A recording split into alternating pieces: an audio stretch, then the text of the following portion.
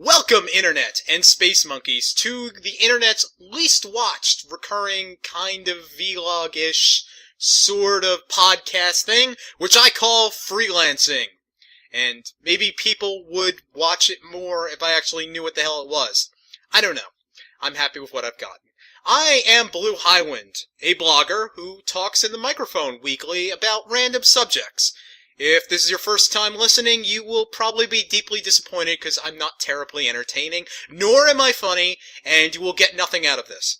In fact, this is time that you will not get back, and you should consider doing something else.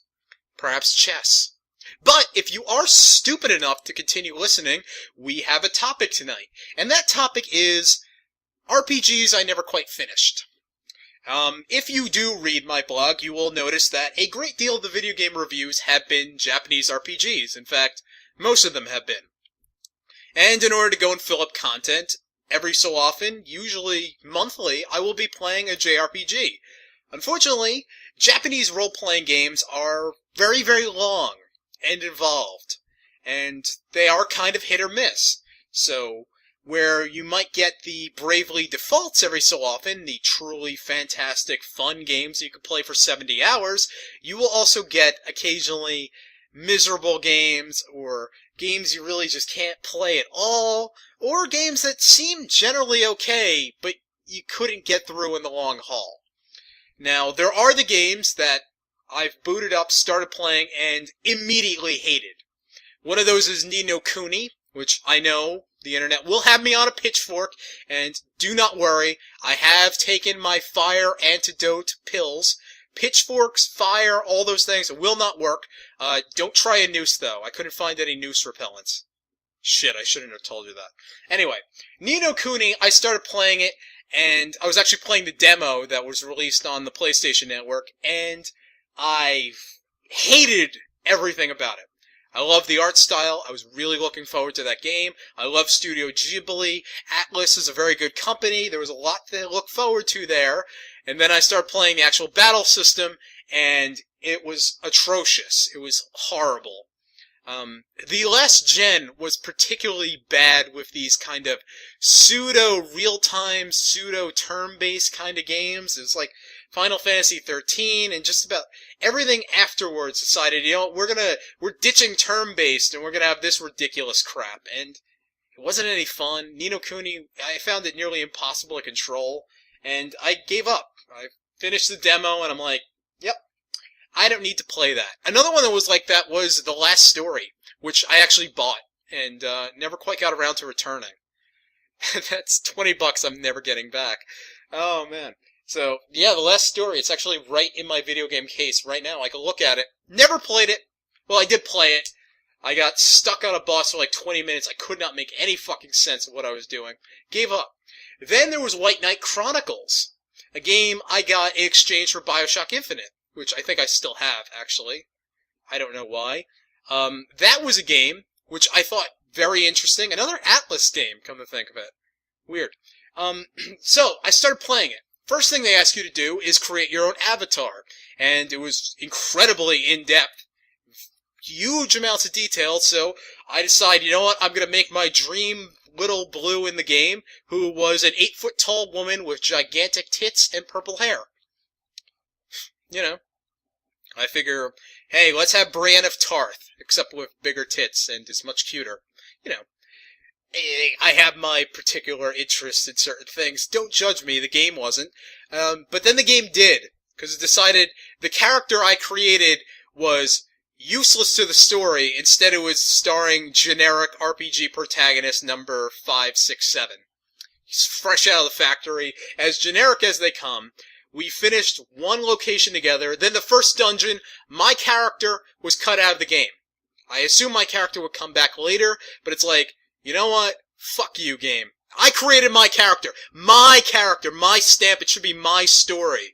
You know, I had to listen to Final Fantasy X the whole time. Tedious, or Titus, or whatever his real name is, he was always like, this is my story, my story. No, you know what? My story! My story! Anyway, Fire Emblem Awakening, that did that much better. You actually got to marry characters and have kids. Great stuff. Alright. So let me talk about games which I played at least 10 hours of, and then gave up on. We will start with Radiant Historia, yet another Atlas game. I'm sorry, Atlas, I think what happened is I played Dragon Quest VIII, no, I think it was Dragon Quest IX, which was made by Atlas, and I came to the conclusion this was a great company, and I have yet to like a game they've made. So, Radiant Historia was, as I was told, a kind of, a new Chrono Trigger, which is saying a lot, because Chrono Trigger is like I think, the prototypical perfect classic RPG. I consider it generally to be a flawless game. It is really a lot of fun. It is over in about 20 hours, but along the way it's a slight, fun adventure. You know, you can play it just basically over and over again with so much variety and so much fun. Radiant Historia I knew it wasn't going to be that good. And generally, I have to say, Radiant Historia, probably a good game. We're starting at the top. I'm going down in descending order. We'll get to the worst one soon. So, I thought pretty solid game, generally. Actually, its combat system was kind of using the idea of time travel.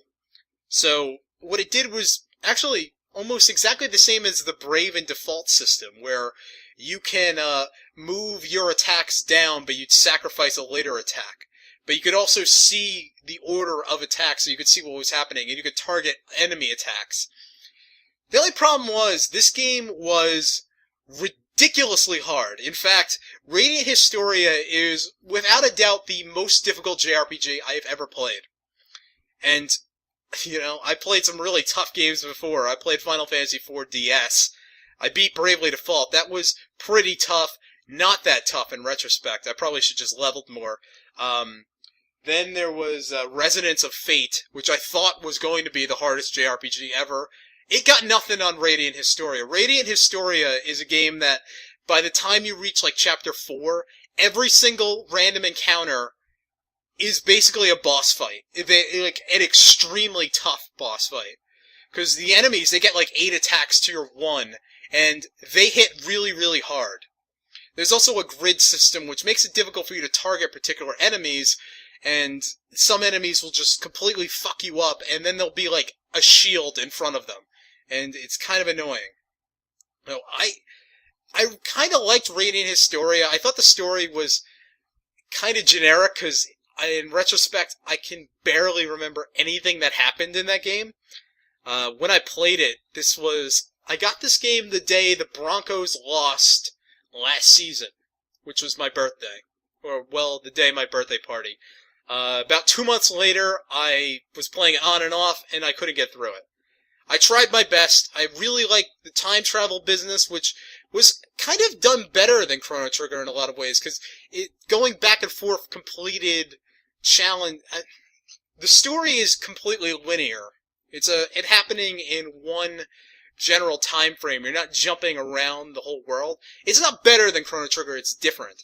So you're continuing on your general story, and there are multiple branches, like, right immediately. So it's kind of Chrono Crossy in a way. You get all kinds of side endings where basically you die. It's like, if you've ever read a choose-your-own-adventure novel, and you accidentally open the wrong door. Goosebumps, by the way, had a lot of really awesome choose-your-own-adventure novels. Those were a lot of fun as a kid. Where can I find choose-your-own-adventure novels anymore? Is anyone, like, do they make adult versions of those? Could I get, like, a Song of Ice and Fire choose-your-own-adventure story, like, set in a non-canon location? I mean, it's fun, these things. I think they're called game books. I feel like we're missing out by not having these. But anyway, this game, it kind of had those things, where if you pick the wrong way, you either die immediately, or the game continues in some dark future. So, I guess it's kind of like Final Fantasy 13-2? Those sort of endings? But it was like, alright, you picked the wrong way, now the country you work for fights a Vietnam for 8 years and the world is destroyed. So, I liked Radiant Historia. However, I never beat it.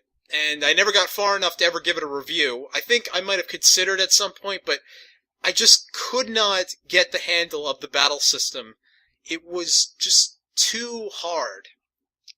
I just couldn't do it.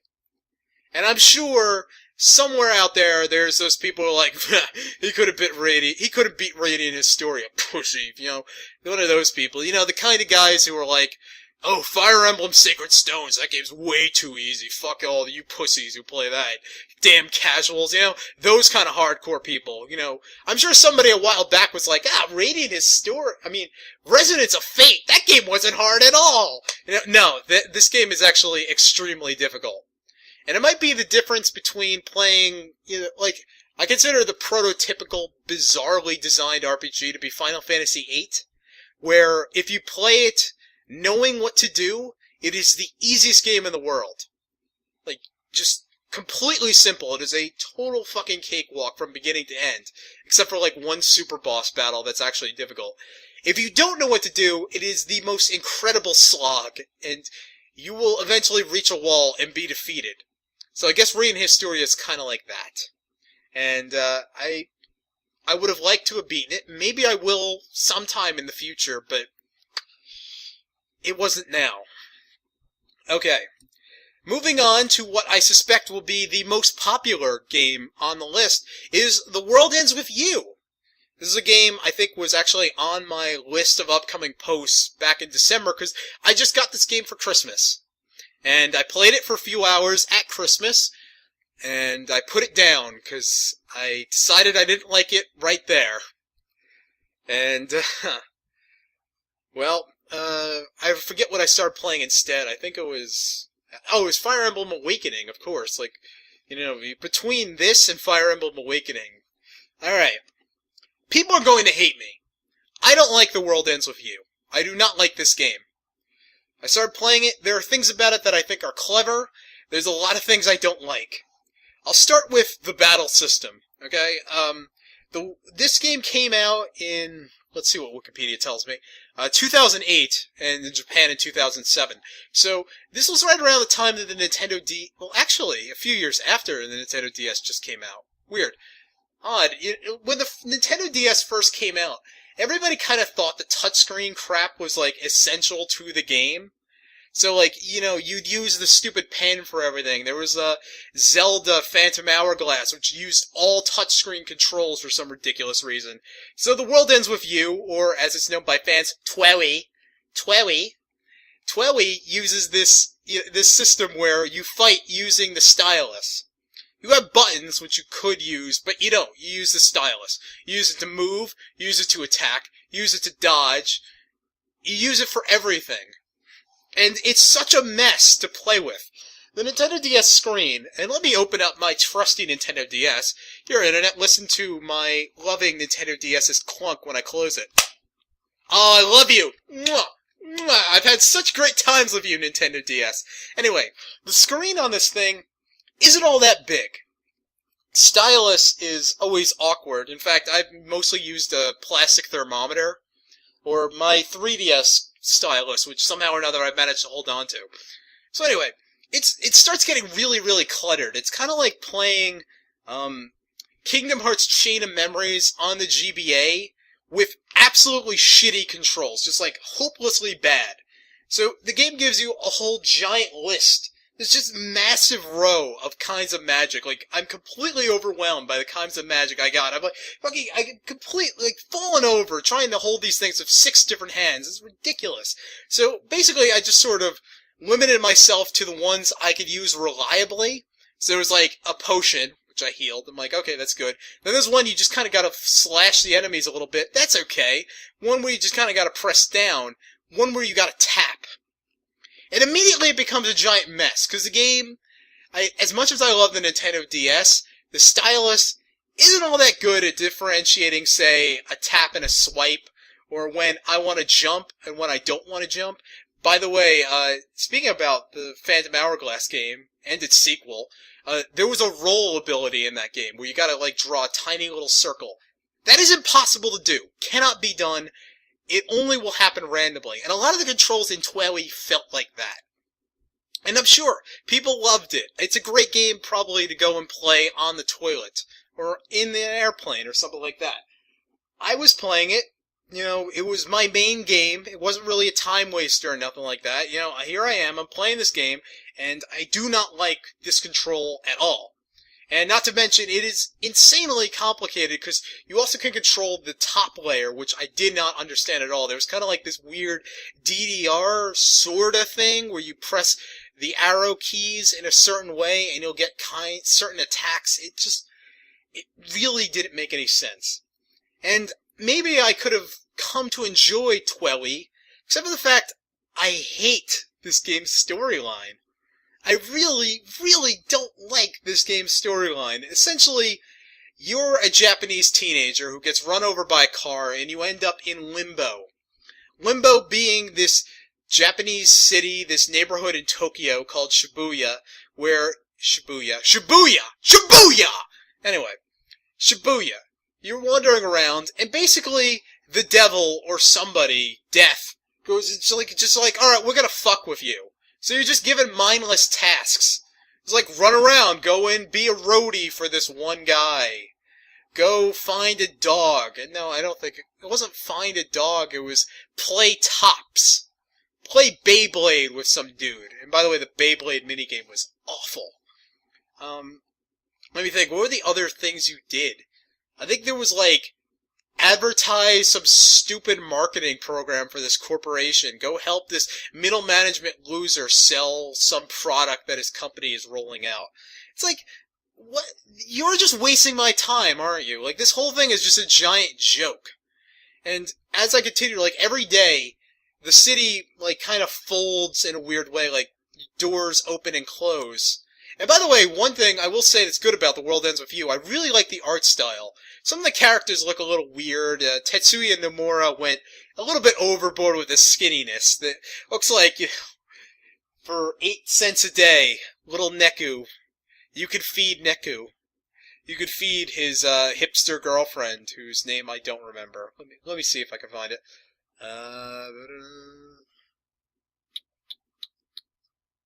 Shiki, that's it. Yeah, you could feed Shiki, who is dangerously thin. Cool twist, by the way, happens with Shiki a few days into the game, a few hours in. There's a nice reversal, which you might not expect from that character, but it really wasn't enough to get me going, because I just kind of got this really boxed-in, incredibly claustrophobic feeling, because it's like, as a day ended, that's it. You can't really revisit those events. There's never a point where the game opens up. So it's always you're doing some stupid busy work. You're never free. It's always go complete mindless task for this huge cosmic joke. And it got much worse after I got through the first, like, real boss fight.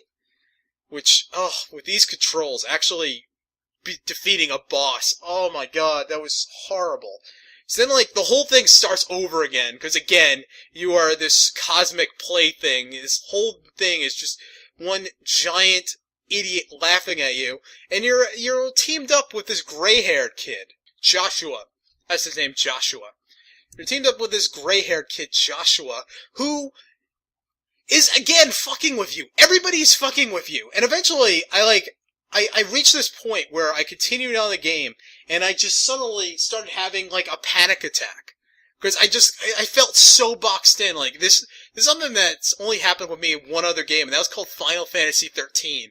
When I was walking down the corridor for about 12 hours, and I realized, oh my god, this is never going to end. And I'm playing this, and I'm like, I am making no progress. Joshua, this kid, I read up on the ending. He's the fucking bad guy, okay? He is fucking with me.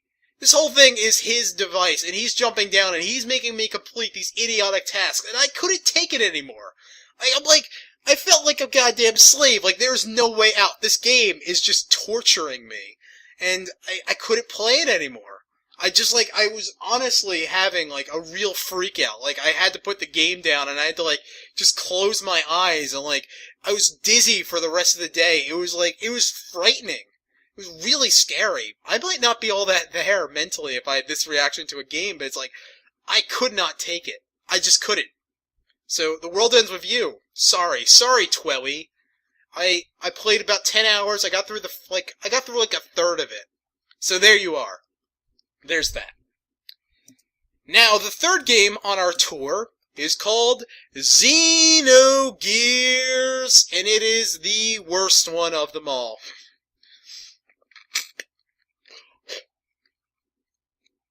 Ew, gross, gross. 1 minute.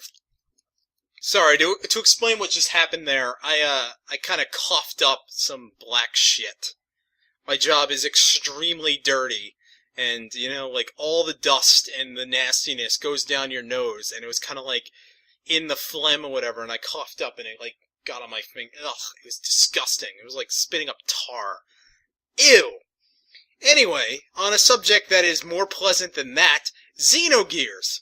This is actually, out of the three, the game I was looking forward to most. Because this is a legend of RPGs. This is widely considered one of the very best, or at least one of the weirdest.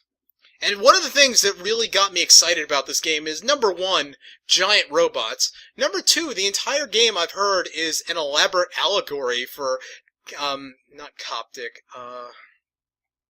Gnosticism. The entire game is an elaborate allegory for Gnostic Christianity. So, there's like a robot god who isn't really God. He is the demiurge, and the bosses you fight are, the various archons, and I think somebody is, I'm kind of failing on my Gnosticism right now, but somebody is, what do you call that? There's like aeons, and, who's a Gnostic goddess? Anybody know? Anybody in the audience? Sophia, that's it. Some character is Sophia, I'm not sure who. So, alright, I start playing this game, and I'm really excited for it, because this is generally considered a masterpiece. It is really, maybe not influential, but, like one of those games you don't forget. Kind of like Chrono Cross. I didn't like Chrono Cross, but it was a unique experience. It was a unique piece of art, I didn't enjoy it, but I could appreciate it for what it was. And, anything that has giant robots and Gnosticism and, like, occultist shit and all kinds of crazy psychological stuff. And I heard the second disc was out of its mind, or the game wasn't finished, and they kind of, like, stitched it together like the last 2 episodes of Evangelion. So, I was excited. I'm like, this is going to be really cool.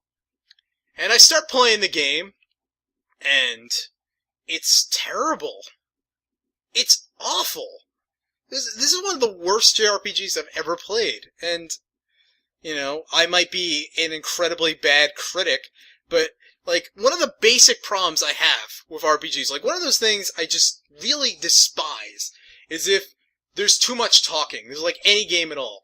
And Xenogears is the grand champion of just mindless talking. Like, you will spend, like, you go to play a game, alright, you sit down, it's like, alright, this is my time, it's my time to, I'm going to, relax. I'm going to even out. I've had a day at work. I'm going to go play my video game. I just got home from school. Time to have fun.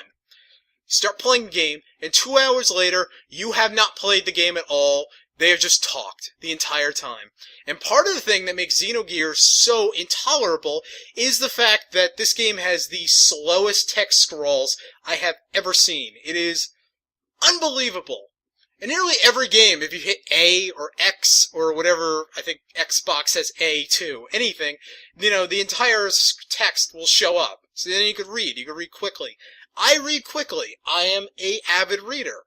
I am a literate person. I am a writer. Reading, it's easy. I take one look at a word. I don't gotta sound shit out. I'm okay.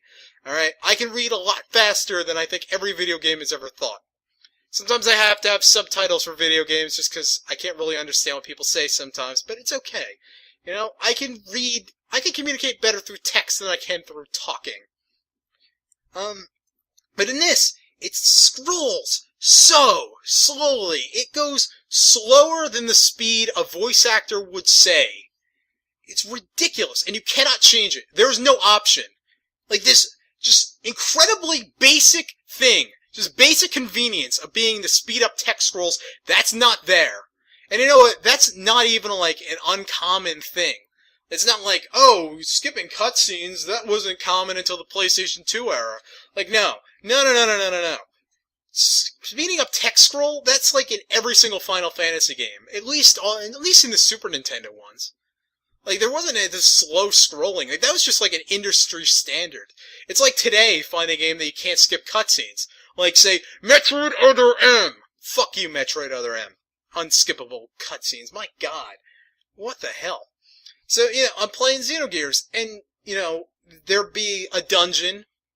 Occasionally you do some action, but I've never seen a game with such bad ratios of gameplay to story. Like, Hideo Kojima is really bad at this. Metal Gear Solid 4 was really bad at this, but even Metal Gear Solid 4 was not as bad as Xenogears was. And this would almost be forgivable. I mean, it's already basically unforgivable. It'd be tolerable if, like, the actual gameplay was good, but the battle system was just, like, late 90s RPG nonsense. Like, there's combos for no good reason when, just hit X and hit attack. Like, do I have to do combos?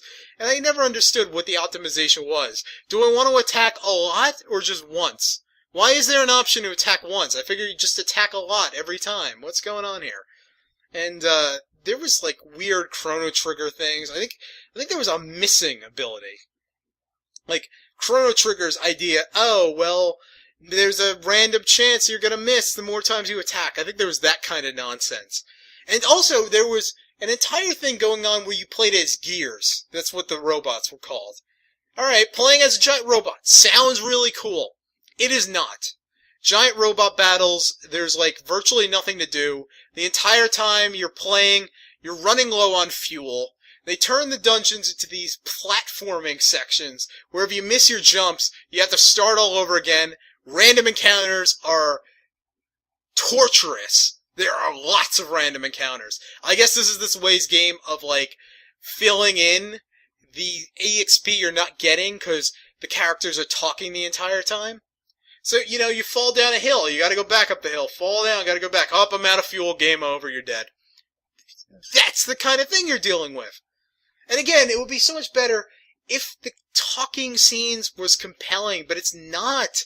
The characters are not. It's some of the lamest stuff. It's like, oh no, the pirate guy is mad at me. Let me go walk through this giant base finding him. It's like one of those things like, I can't find, what do I do now? You're stuck because you don't know which idiot to talk to.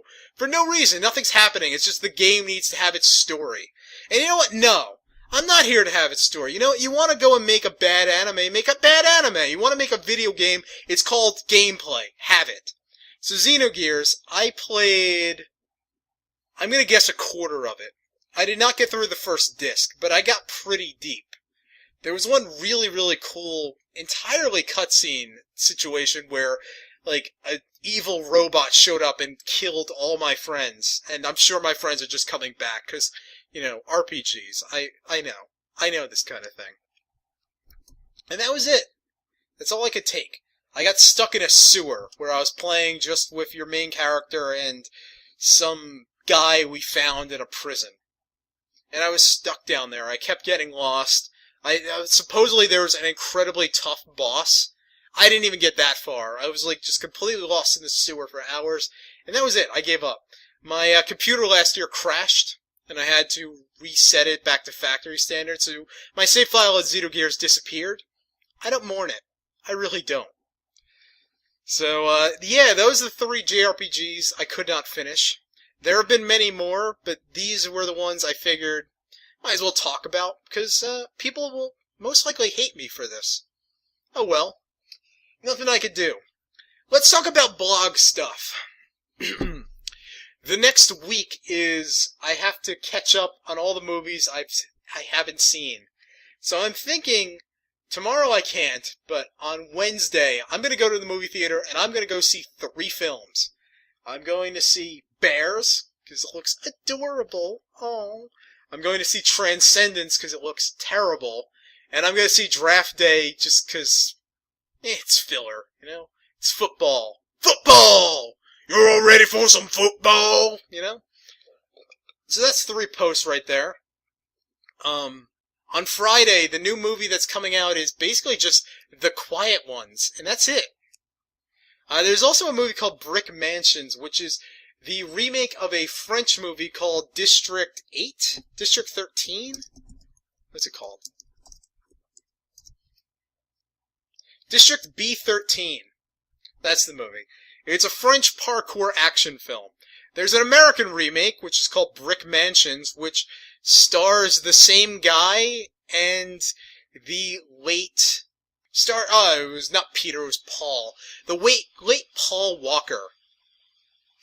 Yeah, this is one of Paul Walker's last film roles. So I figure, I don't want to see the Americanized remake. I want to see the French version, the one that everybody loves. I don't want to see this silly Americanization, so maybe I'll go watch District B13 and have fun with that. I don't know. What else am I doing? There's going to be a FanWank Corner sometime. We're going to be talking about Marvel and the War on Terror. And I think that might be it for all of April. Wasn't that good of a month, but, you know, I'm trying to go and fill out everything I promised to do at the end. On that that RPG game that Ubisoft is making, what? Story of Light, Sister of Light, something of Light. That's coming out. And that's gonna be cool. I want to play it. So, I'll probably download it because it's gonna be relatively cheap. Child of Light, that's what it's called. I'm gonna download it, it's gonna be relatively cheap. And we'll have fun there, and I'll write a post, and you'll have fun watching it. So thank you, Space Monkeys. This was Freelancing. I was Blue Highwind. Thank you.